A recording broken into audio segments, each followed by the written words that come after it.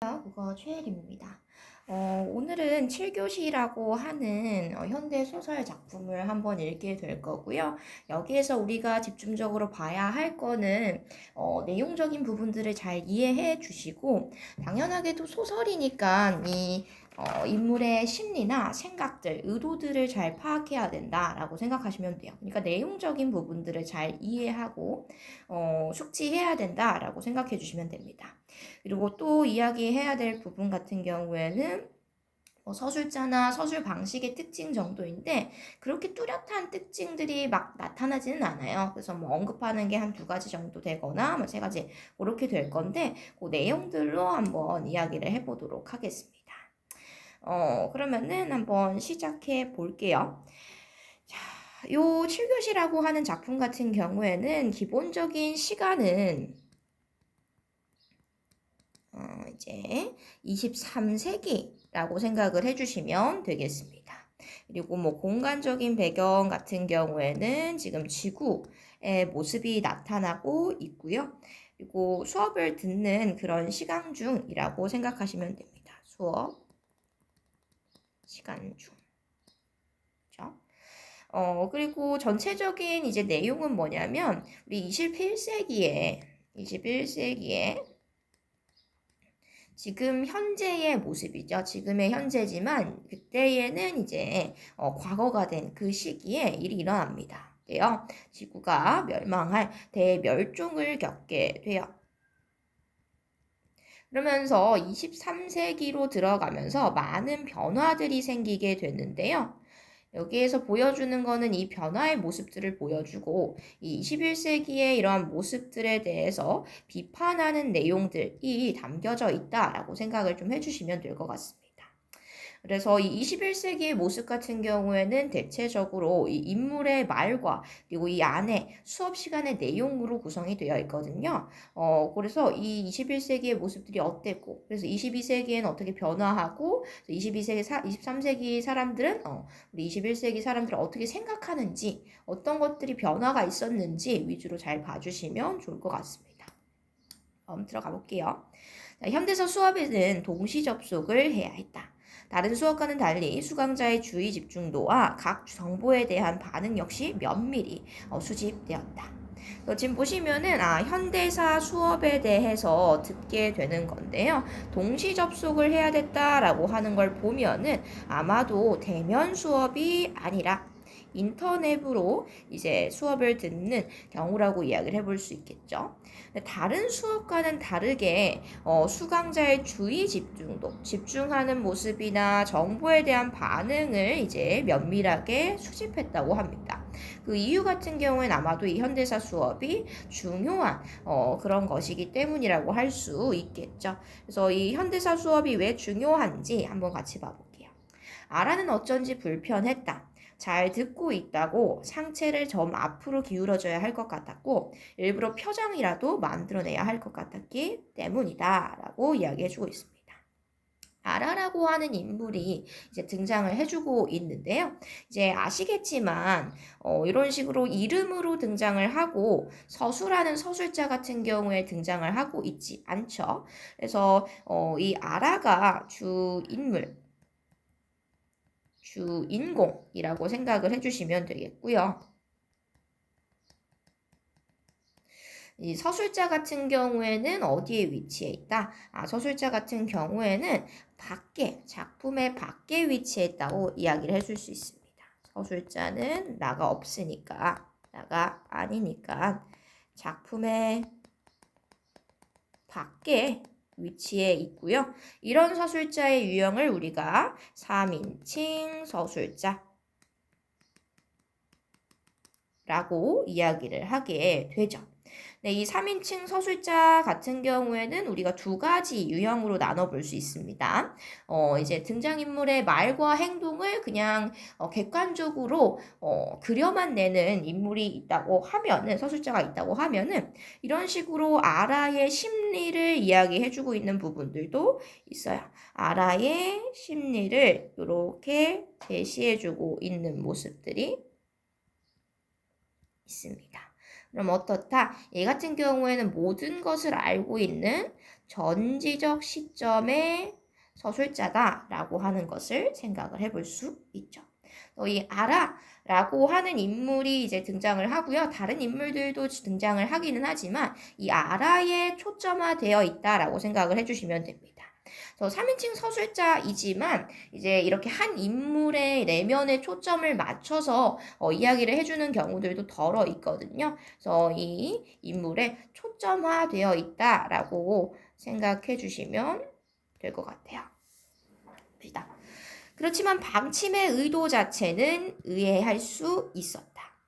대멸종 이후 같은 실수를 거듭할 여유는 없다고 전 지구적인 합의가 이루어졌다. 현대사, 그 중에서도 생명권 부분이 가장 중요한 과목이 된 것은 그래서였다. 어때요? 대멸종 이후에 같은 실수, 이 실수가 뭔지는 뒤에 나오겠지만 아마 읽었으니까 어느 정도 알 거예요. 이 실수 같은 경우에는 뭐 육식을 한다든지 우리가 이제 환경적인 부분들을 신경 쓰지 않고 이기적으로 행동했었던 그런 모습들을 생각을 해볼 수 있겠죠. den실수라고 하는 것은 우리 환경에 대해서 깊이 하지 않고 중시하지 않았었다. 이기적인 모습들을 의미한다고 생각하시면 됩니다. 이거에 대해서 지구적인 합의가 이루어졌고 그래서 생명권 부분이 가장 중요하다. 그래서 이거에 대해서 중요한 부분은 생명권이겠구나. 이 생명권이라고 하는 거 현대사에 대해서 현대사에서 생명권을 공부하기 위해서 이것들이 잘 이제 들어가야 되니까 잘 숙지가 돼야 되니까 이런 집중도를 파악하는 거라고 할 수 있겠죠. 아라는 최대한 편한 자세를 취하려고 했었다. 그러니까 6번째 대멸종 이전에 지금 제가 이런 식으로 기울여서 보여줬는데요. 이 부분 같은 경우에는 이제 현대사 수업의 내용입니다. 현대사 수업 내용들이 중간중간에 이렇게 들어가 있는 모습들을 볼 수 있겠고요. 이 현대사 수업 내용을 통해서 이제 이전 21세기의 모습들을 좀 보여준다라고 생각을 해주시면 될 것 같습니다. 자, 그러니까 6번째 대멸종 이전의 사람들도 생명권의 개념을 가지고 있긴 했습니다. 라고 이야기를 해요. 6번의 대멸종 이전의 사람들은 지금 우리예요. 우리. 21세기의 사람들을 의미하고요. 요거 상당히 중요하다고 볼 수 있어요. 생명권의 개념이 있었다라고 이야기를 합니다. 이 사람들이 생명권의 개념이 없었던 거는 아니지만 겨우 고려되기 시작한 단계여서 이 생명권에 대해서 아주 깊이 뭔가 하거나 그러지는 않았다는 거죠. 6번의 대멸종 이전의 사람들, 21세기 사람들 생명권의 개념이 없었다라고 하는 선지가 나온다고 하거나 부분이 나온다고 하면은 이제 없애주시면 됩니다. 틀린 선지예요. 겨우 고려되기 시작한 단계였지만요. 사람들과 함께 생활하는 이제 동물들을 해치지 말자고, 모피를 잊지 말자고, 또 그때까지 식생활의 중심이었던 육식을 줄이자고, 이게 이제 생명권과 관련된 거겠죠. 소수의 사람들에게서 처음 이야기가 나왔습니다. 이 소수의 사람들 같은 경우에는 이 생명권에 대한 인식이 있는 사람이고요. 그런 것들을 실천하고자 하는 사람들이라고 볼 수 있겠죠. 이 사람들이 소수였기 때문에 이야기가 아마도 잘 받아들여지지 않은 것 같아요. 친구들이 역겨움의 반응들을 보내왔다. 알았어, 알았으니까 그만 보내 하고 아라 역시 맞받아쳤다. 지금 보시면은 친구들이랑 뭐 함께 있는 상황은 아니고 메시지를 주고받는 상황이라고 생각해 볼 수 있어요. 200여 년 전 사람들은 기쁠 때도 위로가 필요할 때도 서로 고기를 사주었다고 한다. 고기를 사주는 친구가 좋은 친구라고 말하는 옛 영상 자료를 보면 뜨악했다. 요리 프로그램 자료들은 그로테스크의 극치였다. 뭐 혐오의 극치 뭐 이런 식으로 뭔가 생각하시면 될 것 같아요. 기괴함의 극치. 사람들은 온갖 동물을 온갖 방식으로 먹었다. 지금 사람들과 그렇게 다르지 않은 얼굴로. 그래서 지금 보시면은 23세기의 사람들 같은 경우에는 육식을 하지 않는 모습들을 생각을 해볼 수 있어요. 육식은 전혀 하지 않고요. 오히려 육식을 하는 사람들에 대해서 혐오감을 가지고 있을 정도로 이야기를 해주고 있습니다. 자, 배양 단백질이 없던 때잖아. 있어도 너무 비쌌고. 집단의 문화를 개인이 전복하기에 무리가 있었지. 아마도 지금은 배양 단백질이 있는 때인 것 같아요. 23세기에는 배양 단백질이 있고요. 배양 단백질이 있고 아마도 그렇게 비싸지는 않았던 것 같아요. 그래서 집단의 문화를 개인이 전복하기엔 무리가 있지라고 하는데 우리 혹시 전복이라고 하는 어휘 아시나요? 전복이라고 하는 어휘 아셔야 되는데요. 우리 차가 전복됐다라고도 이야기하고 뭐 이런 식으로 차가 뒤집혔다 이럴 때 쓰기도 하는데요. 어떤 사회 체제를 무너뜨리거나 사회 체제를 무너뜨리거나 정권 같은 거를 뒤집는 거. 이런 것들을 우리가 전복한다라고 이야기를 합니다. 그래서 집단의 문화를 개인이 뒤집기에는 무리가 있었다. 고치기에는 무리가 있었다라는 거죠. 여기서의 이제 집단의 문화 같은 경우에는 뭘 의미하는 거예요? 육식을 하는 그런 육식 문화를 이야기하겠구나라고 생각을 해볼 수 있겠죠. 이 개인들은 이 육식을 하지 않는 생명권에 대한 존중이 있는 사람들이겠고요. 하지만 21세기 사람들이 소와 돼지 대신 곤충이라도 먹었다면 급한 대로 여기서 일원이라고 되어 있는데요. 밀웜이요. 밀웜. 밀웜이라도 먹었다면 이라고 이야기를 합니다. 곤충 먹지. 지금 보시면 곤충 먹는 것도 어느 정도 있죠. 근데 밀웜은 무슨 죄야? 종차별이다 그거라고 이야기합니다. 지금 보시면은 23세기 같은 경우에는 어떤 인식까지도 있냐면요. 생명권에 곤충도 포함되는 겁니다. 그래서 곤충도 먹는다는 거예요? 안 먹는다요? 곤충 같은 경우에도 거의 먹지 않는다라고 볼 수 있겠죠. 그래서 이 종차별이라고 하는 거는 이 곤충까지도 이런 종들을 차별하면은 안 된다라는 인식이 있었다라는 것을 생각을 해볼 수 있겠죠. 23세기의 생명권입니다. 그렇지만 그러기라도 했으면 그 모든 파국은 오지 않았을지도 몰라. 이 모든 파국이라고 하는 것은 아마도 이 6번의 대멸종이라고 이야기를 할 수 있겠죠. 자, 가죽보다 깃털보다 나은 소재가 이제 나은이에요. 잔뜩 나왔는데도 그대로 이제 동물을 죽여 입다가 한두 해 후 버리던 사람들이라고 뭐가 가능하고 불가능하고 같은 사람들이라고 뭐가 가능하고 불가능하고 같은 기술의 문제가 아니었던 거야. 세계관의 문제였지라고 이야기합니다. 지금 이 친구 같은 경우에는 위에서는 기술적인 문제가 있었어 라고 이야기를 해주고 있는 거죠. 그죠. 근데 그 사람들 같은 경우에는 기술적인 문제가 아니야. 생각이 문제였던 것이다 라고 이야기를 해주고 있죠. 21세기 사람들의 인식을 조금 비판해주는 모습이라고 볼 수 있겠죠. 비판한다기보다는 이게 근원이라고 생각을 해주시면 될 것 같아요. 이거는 가장 가까운 친구인 미조와 관련해서 이야기를 자주 나눈다. 미조는 옛날 사람들에 대해서 우호적인 편이 아닌가 라는 생각한다. 그거 알아. 우리가 먹는 음식과 이름이 같아도 맛은 꽤 달랐대. 미조는 옛날 음식의 맛을 궁금해했는데 아라는 별로 관심이 없었다. 옛날 음식과 가장 유사한 것은 기념일에 나오는 재현 음식일 것이다. 재현이라고 하는 것은 다시 이제 따라하는 것들, 다시 모방을 하는 것들을 말합니다. 새로운 재료로 이제 전통 음식을 가능한 수준까지 모방, 따라했다고 하는데 그마저도 아라의 입맛엔 너무 자극적이었다. 옛날 사람들은 어떻게 매일 그렇게 몸을 여기 잘못 나와 있는데 만들게가 아니라 병들게예요. 병들게 하는 걸 먹었는지 이해가 가지 않았다. 그래서 지금 보시면은 이 아라 같은 경우에는 이 옛날 음식에 대해서 조금 부정적인 생각을 가지고 있다라고 볼 수 있어요. 몸을 병들게 한다라고 하잖아요. 그래서 옛날 음식 같은 경우에는 우호적인 입장이 아니라 부정적인 입장이라고 볼 수 있겠죠.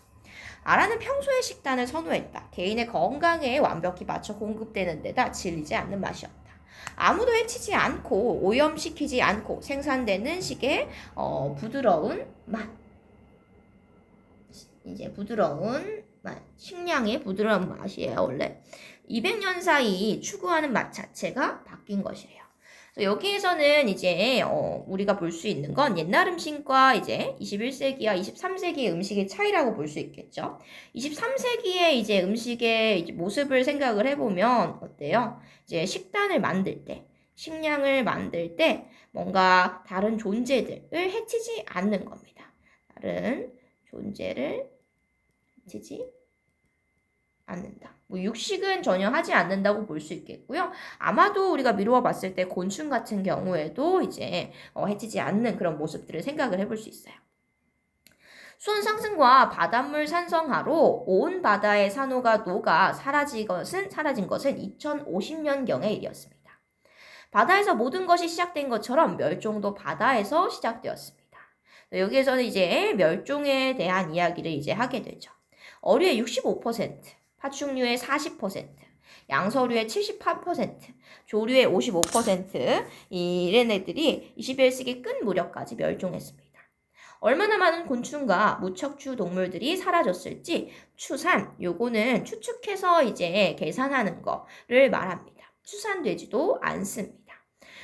이제 식물에 있어서도 마찬가지고요. 20세기 중반부터 어떤 궤도가 그려질지 알고 있으면서 150여 년 동안 막지 않은 것의 결과였습니다.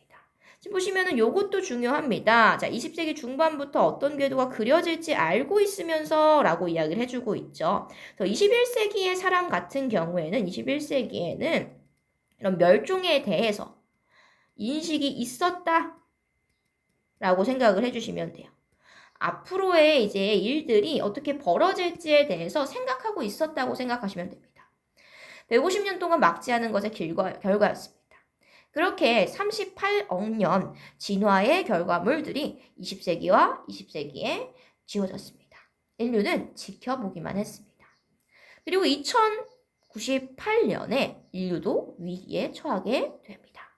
2050년부터 지금 순서대로 나아가고 있죠.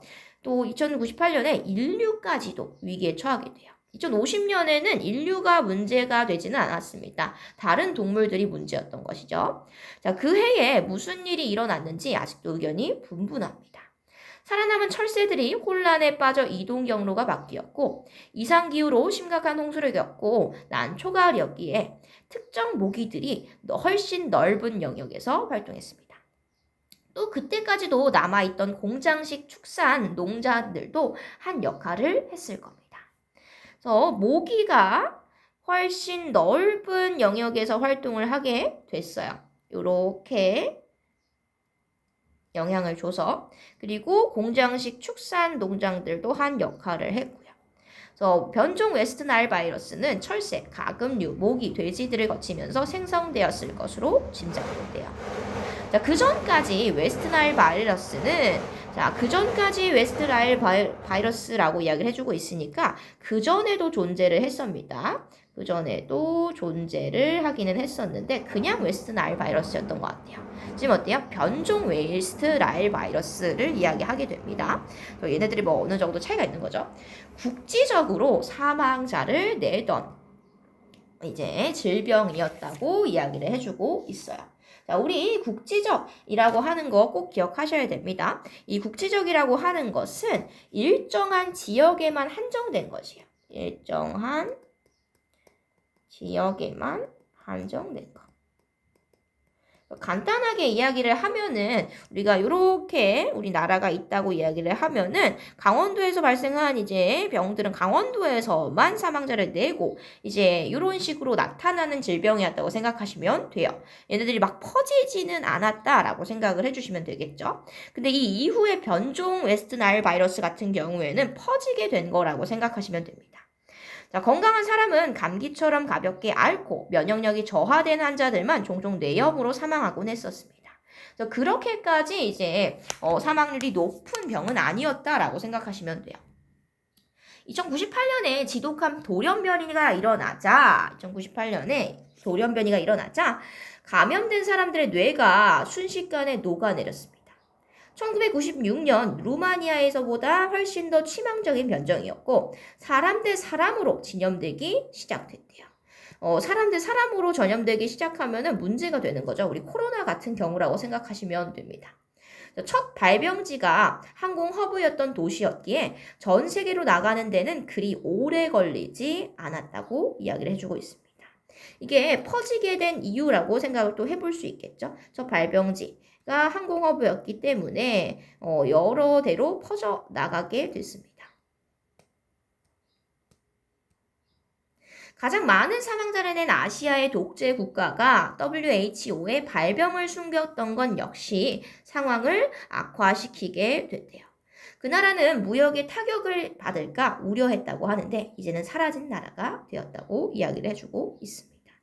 이 부분을 보시면은 이제 어때요? 이기적인 모습들을 보여주게 됐고요. 이기적인 모습들의 결과로 이제 없어지게 된 모습을 생각을 해볼 수 있습니다. 어느 정도 이 이기적인 행태를 하게 되면은 사라진다라고 하는 게 여기 공식 같은 거라고 할 수 있겠죠. 왜냐면 21세기 사람들 같은 경우에도 이기적으로 행동을 하게 되다가 멸종을 겪게 될 뻔하잖아요. 자, 백신이 나오기까지 인류의 3분의 1을 잃게 되었습니다. 3분의 1을 잃고도 80억이 넘었다. 120억에서 40억이 죽고 80억 살아남은 80억이 전쟁을 시작했어요. 이 전쟁 같은 경우에는 이제 진짜 뭔가 치고받고 싸우는 전쟁이라기보다는 다른 전쟁이라고 생각하시면 됩니다. 그것은 그때까지 없었던 종류의 전쟁이었다. 무기 없는 시민들이 정부와 무엇보다 기업과 싸우기로 마음을 먹은 것이었어요. 이 전쟁 같은 경우에는 잘 기억하셔야 돼요. 진짜 실제로 전투를 하는 게 아니고요. 무기 없이 생각으로 저항을 하는 행동이라고 생각하시면 됩니다. 아라는 참혹한 시대를 살았던 그 80억에게 경외심을 느꼈다. 자, 이 경외심이라고 하는 것 같은 경우에 잘 알아두셔야 되는데 많이 나와요. 공경하는 마음과 무서움, 이제 두려움, 얘네들이 이제 같이 있는 부분이라고 생각하시면 됩니다. 자, 슬픔 속에서 예전처럼 다시 인구를 늘릴 수도 있었는데 그렇게 하지 않았대요. 이 80억에게 경외심을 느낀 이유라고 생각을 해볼 수 있겠죠. 80억에 대한 경외심의 이유입니다. 사람들은 깨어나 명확하게 말하기 시작했습니다. 웨스트나일 바이러스가 새나 모기가 사람들을 죽인 게 아니라고. 그때까지도 성장만을 향해 폭주하는 체제를 이끌고 가려고 애쓰던 그 기업이 자본이 정부가 책임을 져야 할 문제라고 이야기를 해주고 있었어요. 그러니까 지금 보시면은 이 기업, 자본, 정부, 얘네들이 멸종의 원인이라고 생각을 했었던 거예요. 멸종의 원인. 멸종이라고 보기는 어렵고. 그러니까 이 위기의 원인이라고 생각하시면 됩니다. 이 상황의 원인에 해당해요. 자, 그래서 이렇게 환경주의는 드디어 비웃음 당하지 않는 보편주의가 되게 됐습니다. 이 23세기 같은 경우에는 완전 환경주의라고 이야기를 할 수 있겠죠.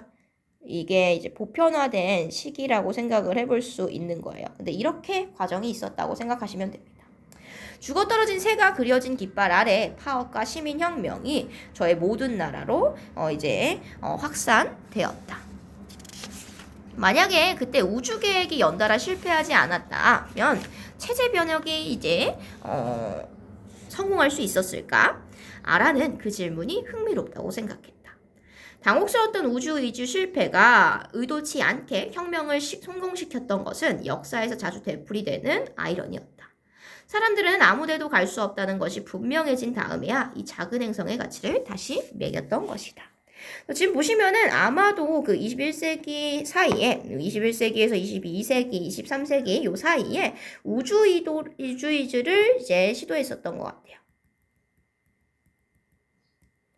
근데 얘가 실패하게 된 거죠. 이 우주이주를 시도한 이유 같은 경우에는 지구가 더 이상 살아갈 수 없다고 생각한 거죠. 근데 이제 이 우주이주가 실패하게 되니까 무조건 지구에서 살아야 되잖아요. 그래서 이 지구의 가치를 다시 매겼다라고 이야기를 해주고 있습니다. 그리고 아이러니라고 하는 거는 간단하게는 모순이라고 생각하시면 될 것 같아요. 자, 지구에 파괴적이지 않은 적정 인구수는 25억. 국가별 인구수 상한, 인구수를 얼마나 이제 끝까지 한계치를 폄훼한 날카로운 협상이 벌어졌어요. 자원순환 구조와 경제 구조를 완전히 바꾸어야 했고 더 효율적으로 바꾼 나라들이 상대적으로 빠르게 안정을 찾아갔습니다. 환경주의와 페미니즘이 맞물려 돌아가는 톱니처럼 기능했습니다요. 언젠가는 마을 가장자리에 서서 비명을 지르는 마녀 취급을 받았던 사람들이 끝내는 모두를 구해주었습니다. 자, 지금 보시면 마녀 취급을 받았던 사람들 같은 경우에는 앞에서의 소수의 사람들이라고 할 수 있겠죠. 이 소수의 사람들 같은 경우에는 생명권에 대해서 이야기를 하면서 아마도 환경주의 이야기를 했었던 사람들이라고 생각을 해볼 수 있겠죠. 그래서 이런 사람들이 지구를 구했다라고 보고 있는 겁니다. 자, 인공포군과 바이오 필름형 피임 도구의 보편화가 기술적으로 발맞추었대요. 그러니까 이제 사람의 몸에서 아이를 낳는 게 아니라 인공적인 자궁을 만들어가지고 아이를 임신하는 거예요. 원치 않은 임신이 지구상에서 사라졌습니다. 인공포궁에 대해서는 제도적으로 여러 각도의 접근이 있었으나 이내 정부가 관리하되 사용은 오로지 개인이 할 수 있도록 정비되었대요. 인공포궁을 이용하려는 사람은 양육자 교육기관에 등록하여서 능동적인 생명권 교육과 인권 교육을 받게 되었대요. 보시면은 이제 아이를 낳으려는 사람들은 능동적인 생명권 교육, 인권 교육을 받게 되었다라고 이야기를 합니다.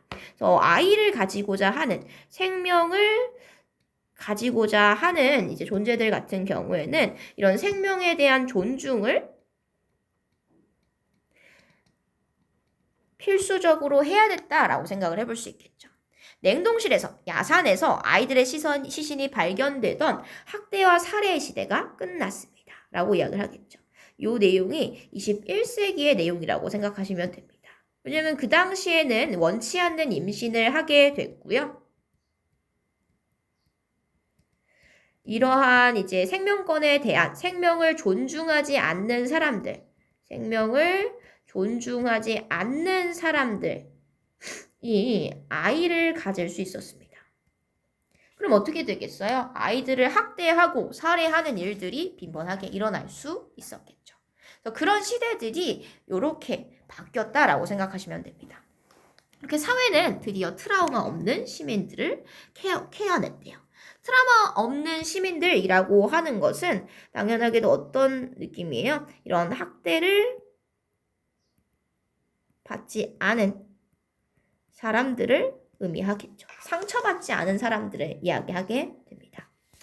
엄격한 기준에도 양육 대기자가 지나치게 늘자 추천서 제도가 도입되었습니다. 우리나라는 추천서 제도를 처음 도입한 나라 중 한 곳입니다.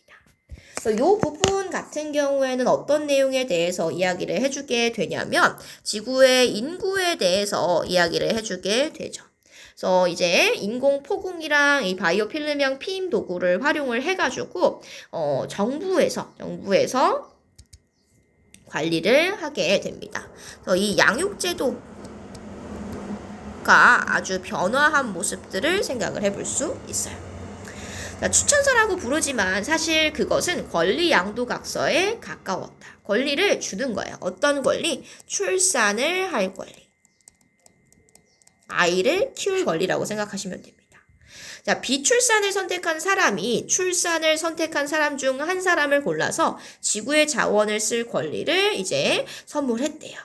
이 출산할 권리이기도 하지만 지구의 자원을 쓸 권리이기도 합니다. 왜냐면 출산을 한다는 건 아이를 낳는다는 거고 아이는 이 지구의 자원을 쓰게 되겠죠. 그래서 이 연결되는 부분이라고 생각하시면 돼요. 자, 그 양도가 자발적이며 거래의 결과 아닌 것을 확인하려고 크나큰 행정력이 동원된대요. 당연하게도 자발적이어야 되겠고 거래의 결과가 아니어야 하겠죠. 왜냐면은 이 출산을 하려고 하는 사람들은 생명에 대한 존중이 꼭 있어야 되는데, 그리고 이 생명에 대한 존중을 꼭 있어야 되는 사람들이 있어야 되는 사람들을 이제 원하기 때문에 자발적이고 이제 거래가 아니어야 한다라고 하는 것을 생각해야 되겠죠. 자, 10수 단계의 인증 절차를 거쳐서 세 사람의 추천을 받으면 대기 순서가 빨라졌다. 추천서의 존재에 대해 알게 된 이후 아라는 양육자인 테이에게 추천서를 모으는 게 어렵지 않았느냐고 물은 적이 있다. 그게 말이야, 내가 모으지 않았는데도 모였어. 사람들이 먼저 나에게 추천서를 주고 싶어 했어. 무척 기뻤고 그래서 너를 초대하기로 한 거지 라고 이야기를 해주고 있습니다. 그래서 지금 보시면은 이제 이 추천서라고 하는 것은 뭔가 존중받는, 뭔가 사람들에게 인정받는 사람들이 추천서를 받을 수 있겠구나라고 생각을 해볼 수 있어요. 왜냐면 자발적이니까 당연하게도 그런 식으로 연결되겠죠. 그리고 세계를 초대한다라는 표현을 쓰게 되는데요. 아마도 이거 같은 경우에는 달라진 양육제도와 관련이 있다고 생각을 해주시면 되겠습니다. 왜냐면은 이제 원치 않는 임신이 이제 없어지게 되고 모두가 원하는 임신을 가능하게 되는 거죠. 그래서 이 세계에서 살아갈 권리를 주는 그런 것과 연결이 되기 때문에 세계에 초대한다라고 이제 표현을 한 것 같아요. 세계를 초대한다라는 표현을 쓰는 게 재밌다고 생각했다. 파트너를 원한 적은 없어? 아니, 한 번도. 정부가 양육을 지원하고 가족제도가 희미해지자 양육자가 한 사람인 가정이 90%에 육박했다. 어때요? 지금 보시면은 가족끼리 살아가는 제도가 희미해지게 됩니다. 이게 23세기의 일이에요. 양육자가 한 사람인 경우가 훨씬 더 많았대요. 테이는 부모라는 단어도 거부했고 아라에게 자신의 이름을 불러달라고 했대요. 그럼 난 테이의 유전자로 태어났어? 아니면 공동체 유전자로 태어났어? 그게 궁금해? 테이는 명확하게 대답하지 않았지만 아라는 자신이 공동체 유전자로 태어났을 거라고 짐작했대요. 왜 그랬냐? 대멸종 이후 인류는 오래 내려온 유전자를 부끄러워하기 시작했어요. 모든 미국을 불러온 공격성과 이기심을 물려주는 것을 거부했습니다. 그래서 종다양성 보호에 기여한 유난히 이타적인 사람들의 유전자를 역시 복잡한 절차를 거쳐 모았습니다. 많은 사람이 자신의 유전자가 아닌 익명의 공동체 유전자를 원했어요. 그러니까 지금 보시면은 이 대멸종 이후의 인류는 오래 내려온 유전자를 부끄러워하기 시작했는데요. 왜냐? 공격성과 이기심을 가지고 있었기 때문이에요. 왜냐하면 오래 내려온 유전자 같은 경우에는 그 21세기 사람들의 유전자랑 닮아 있다고 볼 수 있는데 이 사람들은 어때요? 이기심과 공격성을 가지고 있는 그런 존재들이라고 생각해 볼 수 있겠죠. 어떤 유전자? 공동체 유전자인데 이타적인 사람들, 종다양성 보호에 기여한 그런 사람들의 유전자를 모았대요. 자, 우리 이타적이라는 말 꼭 기억하셔야 됩니다. 자, 우리 이기적이란 말이랑 반대되는 거라고 생각하시면 돼요. 이 이자는 이익할 때 이자고요. 타자는 다르다라고 할 때, 우리 타인할 때 이제 타자예요. 그래서 다른 사람의 이익을 생각하는 거죠. 그래서 나만 생각하는 게 아니라 다른 사람을 배려하고 이제 뭔가 존중하고 이제 위하고 그런 것들을 이야기합니다. 자기만 생각하는 게 아니에요. 이기심할 때는 이 기자가 자기 기자예요. 그래서 자신의 이익만 생각한다는 거거든요. 그래서 완전히 다른 부분이라고 볼 수 있겠죠. 이 타자는 되게 많이 나오니까 기억해 주는 게 좋아요. 그래서 많은 사람들이 자신의 유전자가 아니라 익명의 공동체 유전자를 원한 것도 그런 이기적인 유전자를 물려주고 싶지 않기 때문에 공격적인 유전자를 물려주고 싶지 않기 때문이라고 볼 수 있겠죠. 닮은 대상이 아니라 닮지 않은 대상을 사랑하는 법을 배우고 싶었대요. 자, 이 닮은 대상이라고 이야기를 하는 거는 아마도 어느 정도 인간을 의미한다고 볼 수 있겠고요. 닮지 않은 대상이라고 하는 거는 인간 이외의 종들을 생각해 본다라고 볼 수 있겠습니다.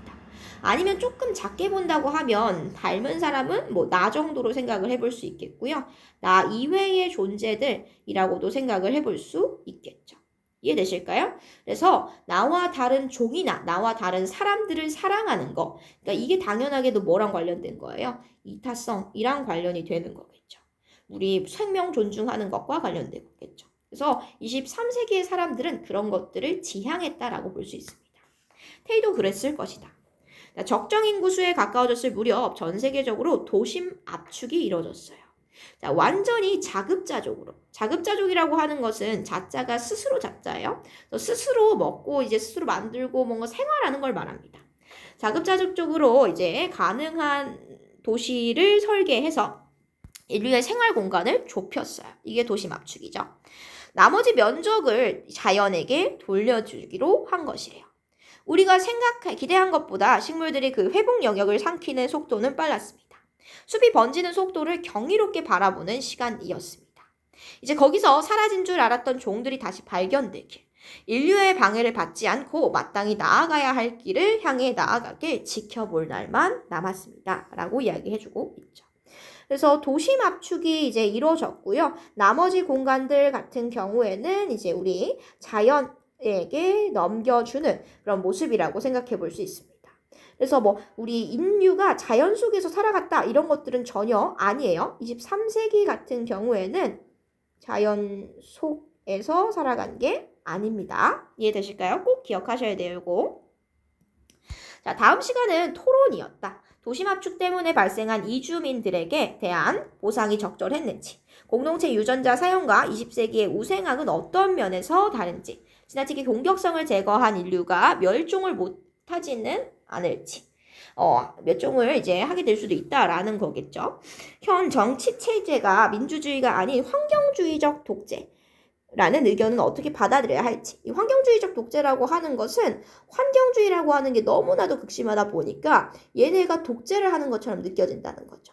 반대로 민주주의 같은 경우에는 다양한 자유로운 이제 의견들을 이제 수용하는 것이라고 볼 수 있습니다. 근데 그런 게 아니라 환경주의가 너무 이제 많이 있으니까 그게 독재적으로 나타나고 있다라는 거예요. 그래서 그런 것들에 대해서는 어떻게 받아들여야 할지 민감한 주제들로 이야기를 해야 했다. 아라는 주장을 펼칠 방향을 의논하기 위해 미조와 만나기로 했다. 약속 시간까지 여유가 있어서 생태 스트리밍 채널을 켰다. 사람들이 회복 영역을 그냥 떠난 것은 아니었다. 그냥 떠난 게 아니었어요. 생태 스트리밍 채널이라고 해서 카메라를 썼어요.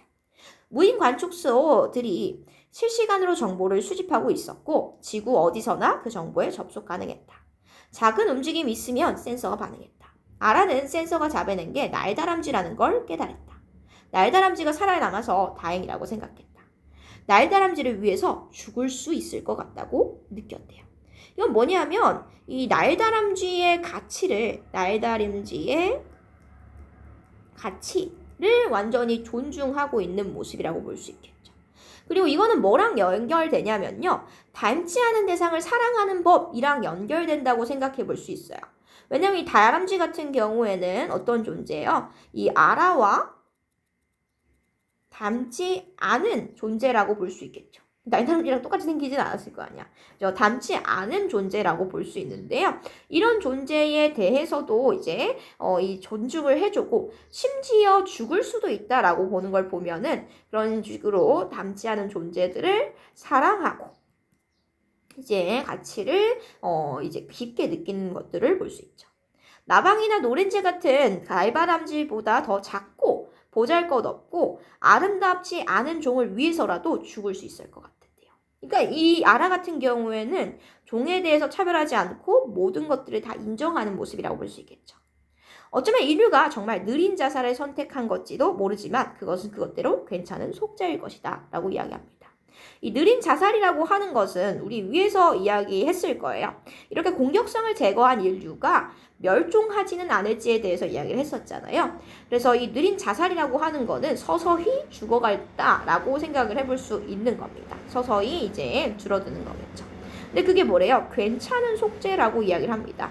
이거에 대해서 아라 같은 경우에는 긍정적으로 생각을 하는 부분이라고 볼 수 있겠죠. 뭔가 이거에 대해서 부정적으로 생각하는 게 아니라 우리가 어때요? 이전에 21세기 얘네들의 아직 이기적인 이제 세태를 보여줬다라고 볼 수 있으니까 그것들에 대한 속죄, 죄를 이제 뭔가 사해달라고 이제 용서를 빌어달라고 하는 행위라고 볼 수 있겠죠. 자, 봄방학엔 어디 가고 싶어? 테이가 아라의 뒤에서 모니터를 함께 구경하며 물었다. 고가의 끝까지 걷고 싶어. 티켓을 구해볼게. 회복 영역을 조망할 수 있는, 바라볼 수 있는 길고 좁은 고가가 있었다. 발밑으로 끝없이 숲이 펼쳐질 테고 숲 그늘에서 한때는 흔했지만 이제는 희귀종이 된 생물들이 아라가 들어보지 못한 소리를 낼 것이래요. 그것이 아라에게 거는 말이 아닐지라도 존재감을 완전히 지우고 듣는 데에만 집중할 계획이었다고 합니다. 그래서 이 아라 같은 경우에는 상당히 이제 생명권에 대한 이제 인식들이 상당히 큰 친구라고 할 수 있겠고요. 심지어 벌레를 위해서도 죽을 수 있는 그런 친구라고 생각을 해주시면 됩니다. 그래서 이 고가에 가가지고 이 생명들과 교감하는 거, 이 교감하는 내용들이 이제 더 중요하다라고 이야기를 해주고 있어요. 전체적으로 봤을 때는 이 작품 같은 경우에는 이 21세기의 모습들에 대해서 비판하는 내용들을 23세기에서 21세기를 바라보는 모습으로 표현을 해주고 있고요. 지금 내용적으로 중요한 부분들은 다 집어놨고 우리가 얘기할 수 있는 서술적인 특징 부분 같은 경우에는 뭐 3인칭 서술자, 3인칭 전지적 시점 이런 것들이 있겠고요. 그리고 뭐 이 현대사의 수업의 내용을 통해서 21세기의 모습들을 보여준다라고 하는 것들까지 이야기를 해줄 수 있을 것 같아요. 그러면은 오늘 고생하셨습니다.